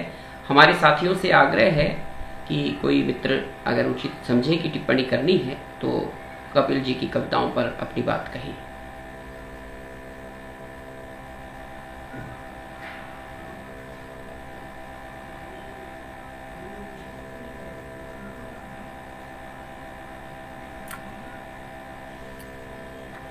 राजकुमार जी हैं, वो बात करें। योगेश जी भी हैं, नरेश जी भी आ गए हैं, वो बात करेंगे।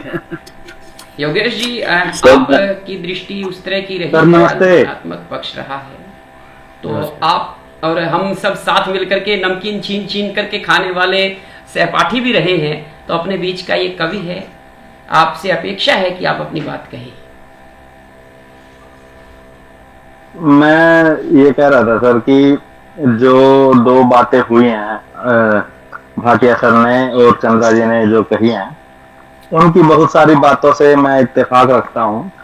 और एक दो जो भाटिया सर ने कवि बनने की प्रक्रिया वाली जो बात कही है कि कवि अभी कवि बनने की प्रक्रिया में नजर आते हैं, वो एक बड़ी इंपॉर्टेंट बात है। और जो उनका पिछला काव्य संग्रह था उससे कुछ ना कुछ बहुत ज्यादा मतलब बदलाव इस कविता संग्रह में जितनी कविताएं हम देख पाए हैं, सुन पाए हैं, वो नजर आता है। और दूसरा ये है कि जो कवि का जो शिल्प है उसमें भी बहुत कुछ नजर आ जाता है कविता में, मतलब कवि का कि वो उसकी पक्षधरता क्या है। क्योंकि आप देखिए इस संग्रह की जितनी कविताएं हैं उनकी भाषा बहुत विश्वसनीय भाषा है।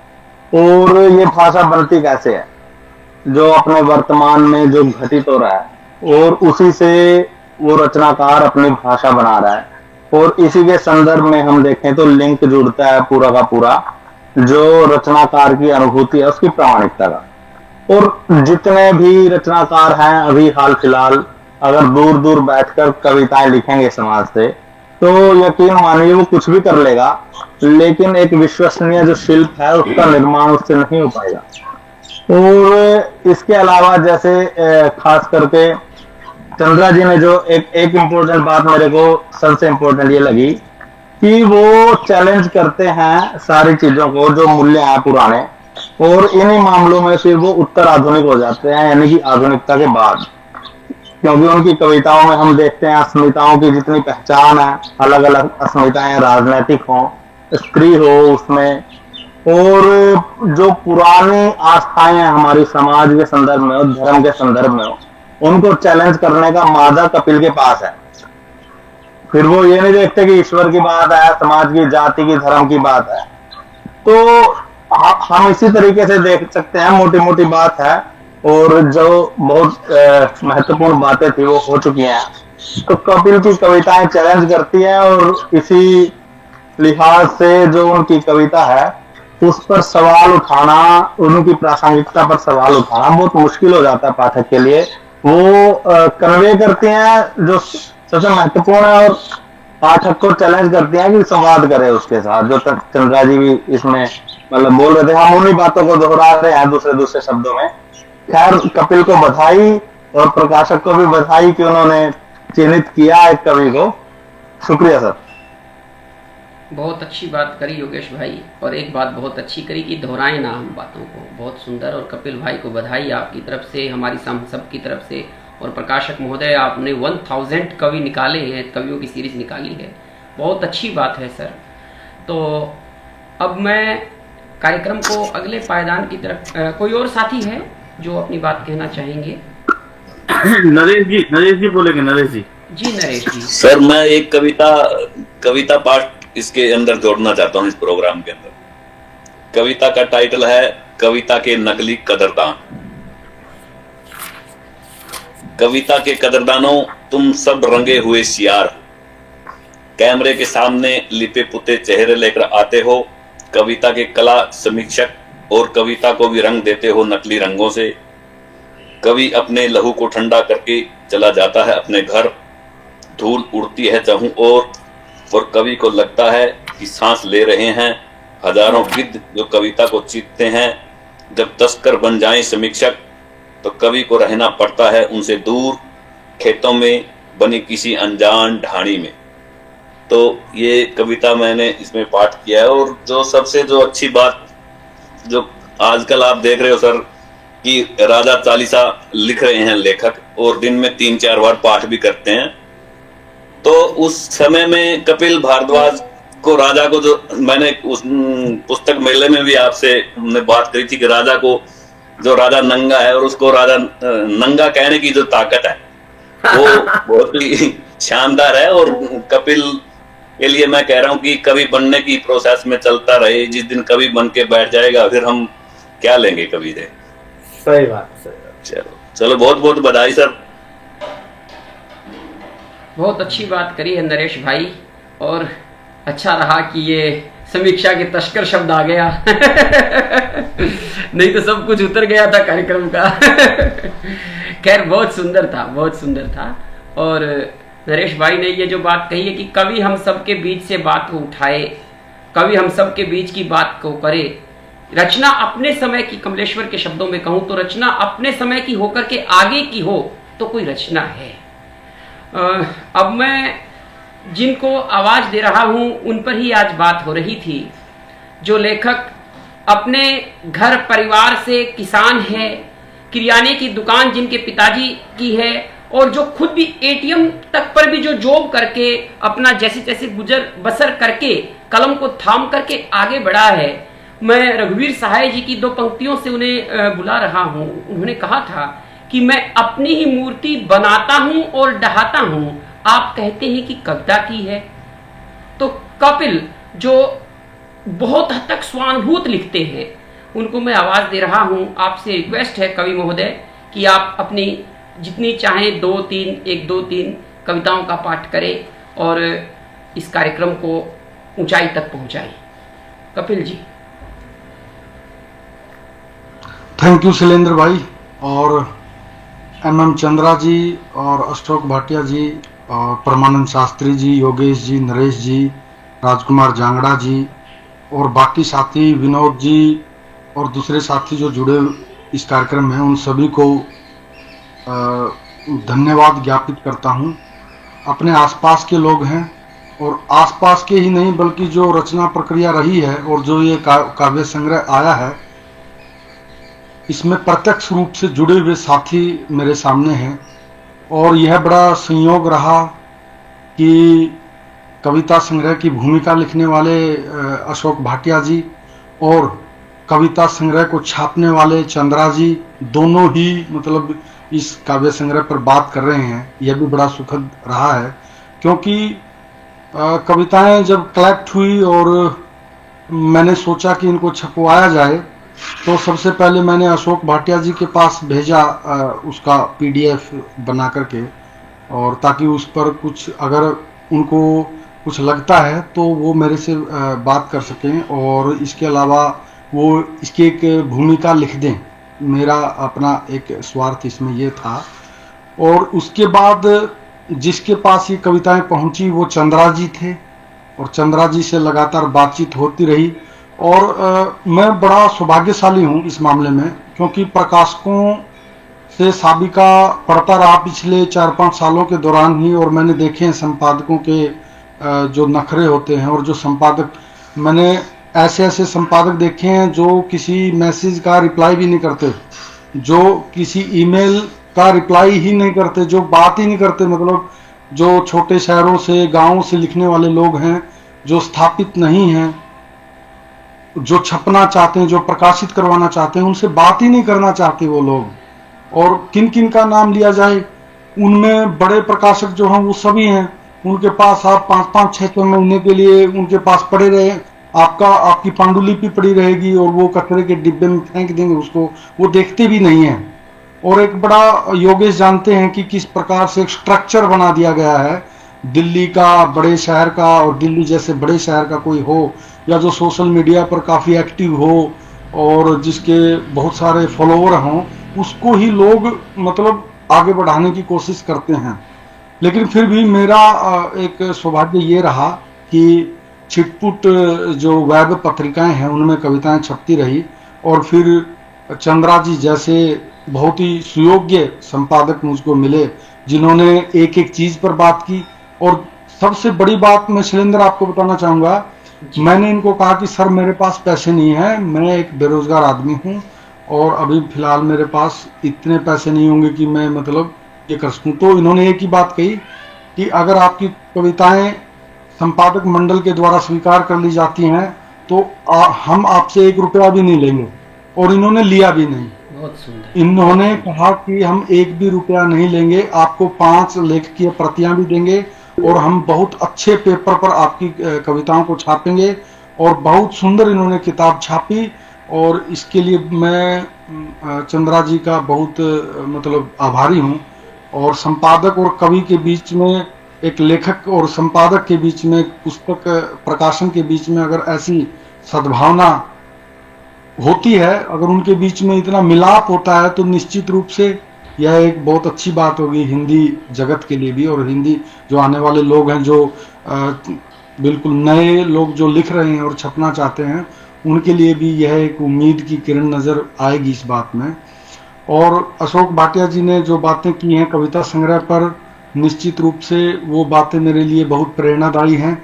और हालांकि मैं ये चाहता था कि जैसे एक कवि जो है वो प्रशंसा से कुप्पा हो जाता है, वैसी मेरी स्थिति कभी रही नहीं है। अक्सर तो मैं अपनी कविताओं के बारे में बहुत संकुचित सा रहता हूँ, बड़ा मन में मतलब मैंने जब भी किसी प्रोग्राम में गए हैं तो ज्यादातर दूसरे कवियों की ही रचनाओं को मैंने गाया, गुनगुनाया है शुरू से ही। और जब अपनी कविताएं सुनाने की बात आती है तो बहुत एक संकुचित सा मेरे मन में हो जाता है। लेकिन आप सब ने इतना प्रेम दिया, नरेश भाई ने भी मतलब पुस्तक मेले में गए, योगेश, वहां पर इन्होंने जिस प्रकार का गेस्चर दिया मुझको और जिस प्रकार की गर्माहट से इस कविता संग्रह का स्वागत किया, वो मेरे लिए बहुत शानदार रहा। और इन सभी साथियों की वजह से ही यह कविता संग्रह जो है वो कुछ एक लोगों के पास जा पहुंचा है, और लोग जो हैं वो पूछ रहे हैं। और एक बात मेरे याद आ गया है, जो चंद्रा जी कह रहे थे, जो पुरस्कार की बात कह रहे थे, जो असम के साथी हैं, कवि साथी, उनको जानता हूं मैं, मेरी उनसे काफी बातचीत हुई है, सोशल मीडिया पर वो थे, अभी तो मुझे नहीं पता वो हैं या नहीं, दिखते नहीं है। चंद्र ही नाम है उनका, उनका भी नाम चंद्र है, असम से साथी, बहुत ही शानदार कविताएं लिखते हैं। और मुझे बहुत ही निजी तौर पर बहुत प्रसन्नता हुई जब एक ऐसे साथी को पुरस्कार मिला, चाहे वो जिस प्रकार से भी मतलब उसकी परिस्थितियां रही हैं, वो कविताएं लिखते हैं और बेहतरीन कविताएं लिखते हैं। और उनकी निजी परिस्थितियां भी, उनके निजी जीवन भी, उनका संघर्ष अगर हम देखेंगे तो बहुत ही मतलब उनका संघर्ष देख करके भी आंखों में आंसू आ जाते हैं जब वो बात करते थे अपने संघर्ष की। जो वो खेती किसानी करते हैं, मजदूरी करते हैं वहां पर असम में, और अक्सर उनकी खेती को उजाड़ जाते हैं हाथी। कई बार वो वीडियो डालते थे हाथियों को खदेड़ते हुए या हाथियों को गोली मारते हुए, तो अक्सर सोशल मीडिया पर प्रश्न मतलब उठाते थे लोग कि आप प्राणियों की हत्या कर रहे हैं, आप हाथियों को क्यों मार रहे हैं, ये पहले से ही कम है। जबकि उनका यही कहना था कि हम भूखे मर रहे हैं, हमारे पास खाने को कुछ है ही नहीं। हम 3-3 दिन तक, चंद्र जो है वो कहते हैं कि 3-3 दिन तक कई बार ऐसा हो जाता है कि कुछ खाने के लिए होता ही नहीं है। तो ऐसे साथी को आपने पुरस्कृत किया है चंद्रा जी, बहुत ही शानदार आपने ये काम किया है। और मैं चाहता हूं कि ये जो प्रक्रिया निरंतर बनी रहे, आप लगातार युवा कवियों के लिए यह पुरस्कार जारी रखें, और युवा जो, और खास करके उनकी स्थितियों परिस्थितियों को देखकर अगर आप यह पुरस्कार देंगे तो वो और भी अच्छा रहेगा। इसके लिए आपका तहे दिल से आभार, बार बार शुक्रिया इसके लिए, क्योंकि साथी जो थे वो वास्तव में इसके अधिकारी थे। बाकी जहां तक कविताओं की बात है, 1-2 कविता मैं सुना देता हूं, और उसके बाद 1-2 साथी और अगर बोलना चाहेंगे जिन्होंने कविताओं को पढ़ा है तो उनका स्वागत रहेगा, या फिर उसके बाद फिर कार्यक्रम जो है वो समाप्त कर देंगे। एक कविता है जोगी नाम से, मेरी पसंदीदा कविता है ये, जोगी नाम से, जोगी शीर्षक से। हम न तो रेगिस्तान में रहने वाले थे और न ही पहाड़ों पर कभी बसे थे, समुद्र तो हमसे हजारों कोस दूर था। हम न तो रेगिस्तान में रहने वाले थे और न ही पहाड़ों पर कभी बसे थे, समुद्र तो हमसे हजारों कोस दूर था। खेतों की मेड़ों पर टहलकर, कच्ची पक्की कृत्रिम नहरों में नहाकर, खट्टे बेरों की गुठलियां एक दूसरे पर फेंककर रेडियो पर सुनकर किशोर कुमार की आवाज गुजारा अपना बचपन। जवानी में हमने आवारगी की कविताओं में शराब में मिला पहाड़ों की धुंध जैसा आकर्षण और प्रेम में पाया जोगी जैसा मन। हम रोए तो लगा कि कोई पुकार रहा है बेसब्रा होकर, और जब जब हंसे तो लगा दुनिया को मारी है ठोकर।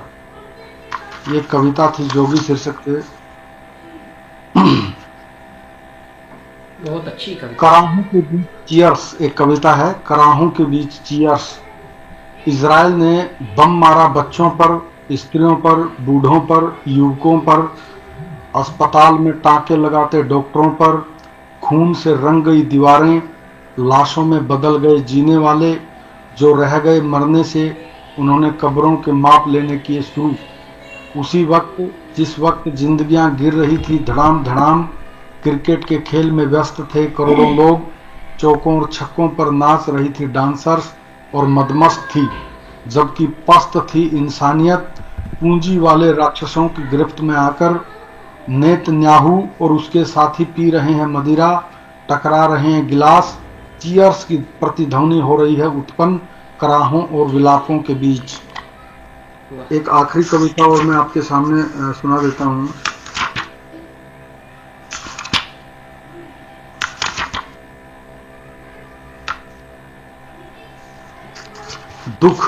दुख शीर्षक से है।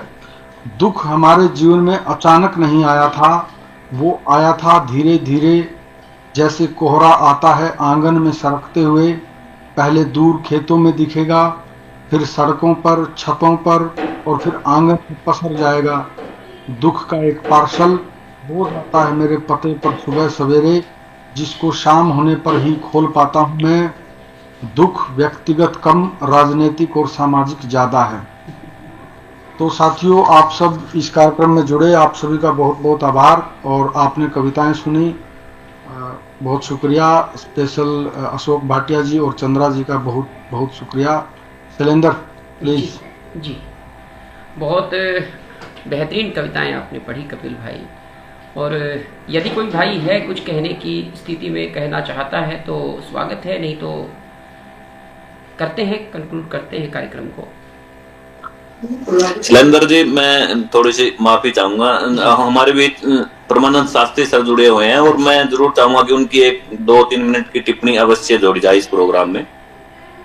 मुझे पता नहीं था शास्त्री सर हैं। शास्त्री सर, आपका स्वागत है, आप अपनी बात कहिएगा।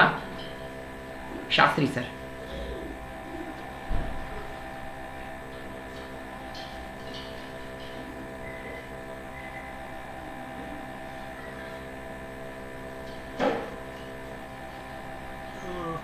मुझे लगता है कि अब वक्त नहीं है टिप्पणी करने का, जब हम सब बोल चुके हैं। केवल इतना कि बहुत शानदार संग्रह है। और मेरी नरेश से बात हुई थी कि अनौपचारिक बातचीत हुई थी कि बहुत ही बेहतरीन कविता संग्रह है कपिल भाई का। उन्हें बहुत बहुत मुबारकबाद। मुझे लगता है एक बात कहकर मैं, क्योंकि कार्यक्रम के समापन की घोषणा हो चुकी है और भाटिया जी और चंद्रा जी ने, कोई बात नहीं, वो थोड़ा हमें भी नहीं पता लग पाया था आपका। आप कोई बात नहीं, कोई बात नहीं है प्लीज। मुझे लगता है आपने कह दिया, मैं इसलिए बोलना शुरू कर लिया। अशोक भाटिया जी और चंद्रा जी ने बहुत ही बेहतरीन तरीके से कपिल भारद्वाज के कविता संग्रह बौने प्रहसन पर बातचीत रखी है। मुझे याद है जब हरभगवान चावला का पहला कविता संग्रह आया, कोई अच्छी खबर लिखना, उस पे 7 लोग थे बात करने के लिए। उनमें अंतिम वक्ता के रूप में थे स्वर्ण सिंह बिर्क, हमारे कहूँ उत्तर भारत के बड़े चिंतक हैं, बौद्धिक विमर्श के हमारे बड़े प्रणेता हैं वो, और बड़े एक्टिविस्ट हैं किसान आंदोलन के और वाम विमर्श के। तो उन्होंने हरभगवान चावला की कविता के बारे में कहा था कि ये कविताएं हमारे बड़े काम की हैं।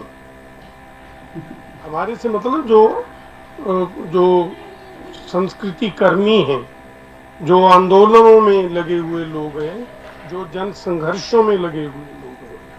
मुझे लगता है किसी रचना का, किसी कला का औजार के रूप में हाथ में आ जाना उन लोगों के लिए जिनके जो संघर्षों में हैं, जो जीवन संघर्षों में हैं, उनके हाथ में कविता या कला या साहित्य का कोई भी विधा जब औजार के रूप में हाथ में आ जाती है, जैसे चंद्रा जी जिक्र कर रहे थे हर भगवान चावला की लघु कथा का, कि किस तरह से किसान आंदोलन में वो पोस्टर बन करके लगातार चलती रही। जहाँ सुरजीत पात्र की हमारी ये मेला है, मुझे भी उसका अनुवाद करने का मौका मिला। तो वो तमाम जो चीजें हैं, दरअसल कविता जब आम लोगों के लिए एक औजार बन जाती है, हथियार बन जाती है, संघर्षरत लोगों के लिए काम आने का औजार बन जाती है, तो मुझे लगता है ये कविता की या कवि के लेखन की, लेखन कर्म की सबसे बड़ी उपलब्धि होती है। और मैं इस तरह, इस दिशा में कपिल भारद्वाज की कविताओं को देखता हूँ। मुझे लगता है कि वो इस तरफ बढ़ रहे हैं, और बढ़ नहीं रहे, पूरी मजबूती के साथ वो अपनी कविताओं को समाज के संघर्षरत लोगों के लिए एक औजार के रूप में दे रहे हैं। तो इससे बड़ी कविता की मुझे लगता है और कोई, या लेखन की इससे बड़ी और क्या उपलब्धि हो सकती है। कपिल भारद्वाज जन संघर्षों में लगे हुए लोगों से कहते हैं, देश मेरे देश नाम से उनकी कविता कमाल है। मेरे देश एक के चांद सिर के ऊपर जब गुजरे, तो उसके दोनों सींग पकड़कर अपने कमरे में घसीट लाओ, और तब तक बंदी बनाकर रखो जब तक पक्षियों का कलरव सुनाई न दे। तो इस तरह की कविता, इस तरह का औजार संघर्षरत लोगों को देने वाले कवि यकीनन मुझे लगता है कि एक बेहतर जो समाज के निर्माण में लेखन की भूमिका होती है, कपिल भारद्वाज उसका बाखूबी निर्वहन कर रहे हैं। उनकी कविता क्लेम करती है, कोयल कूकेगी तुम चाहे अपने कानों में रुई भर लेना, भर लो तब भी वो कूकेगी। फूल खिलेंगे तुम चाहे अपनी बीनाई खुर्च डालो, तब भी वो खिलेंगे। कविता लड़ेगी तुम चाहे अपनी पीठ दिखा दो, तब भी लड़ेगी। मुझे लगता है कि इस तरह की कविता लिखने वाला कवि हमारे जो भविष्य का भारत है, या भविष्य का देश जो निर्मित होना है, उसके लिए जो प्रयास करने वाले लोग हैं, उनके लिए यकीनन एक औजार का काम करेगी। इससे बेहतर किसी लेखन के लिए और क्या हो सकता है कि उसकी कविता लोगों के काम आए, संघर्षों में, जन संघर्षों में काम आए। और कपिल भारद्वाज बहुत चेतन सचेत कोशिश कर रहे हैं इस काम में। उन्होंने जो खुद अभी कविताएं सुनाई हैं 3-4, वो बिल्कुल स्पष्ट है। उन्होंने अपना रास्ता चुन रखा है और वे उन लोगों के लिए लिख रहे हैं जिन्हें कविता की सबसे ज्यादा जरूरत है। कपिल भारद्वाज को बहुत बहुत मुबारकबाद, बधाई। बहुत धन्यवाद सर, आपने जो आशीर्वाद स्वरूप अपने बहुत ही कीमती अपनी बातें कहीं और कविता की शिनाख्त करने की कोशिश करी, कवि को जो बात कहनी चाहिए वो कहने की कोशिश करी, और ऐसी बात कही जो बहुत पते की बात थी कि कविता जन साधारण के हाथ का औजार हो जाए, उसके काम आ जाए, काम करने वाले को वो अपने उपयोगी इतनी लगे कि कविता उसको जीने तक की स्थिति में आ जाए, वो भोगने तक की स्थिति में आ जाए, तो कविता बहुत बड़ी है। कवि का होना सार्थक है, कविता का होना सार्थक है। तो आप सभी साथियों को बहुत आभार जो आप हमारी एक आवाज़ पर एकत्रित हुए। आदरणीय मुकेश चंद्रा सर, भाटिया सर, आप लोग आए और आप लोगों ने आकर के इस कार्यक्रम को बहुत अच्छे स्तर का बनाया और कवि पर अपनी बातें कहीं। महोदय, यकीनी रूप से मैं विश्वास से ये बात कहता हूँ, आदरणीय भाटिया सर तो हमारे साथ पहले भी कार्यक्रमों में शामिल रहे हैं। हमारे कार्यक्रम जो है इसी तरह के कार्यक्रम होते हैं। हम लोग ज़्यादा भीड़ का वो नहीं करते कि ज़्यादा भीड़ हमारे पास आए। हमारे पास अच्छे सारे के सारे लेखक, बड़े वैभव सिंह से लेकर के संजीव जी से लेकर के रणेंद्र जी से लेकर के मधु काकरिया जी से, सब बड़े लेखक, काफ़ी बड़े लेखक हमने बुलाए हैं।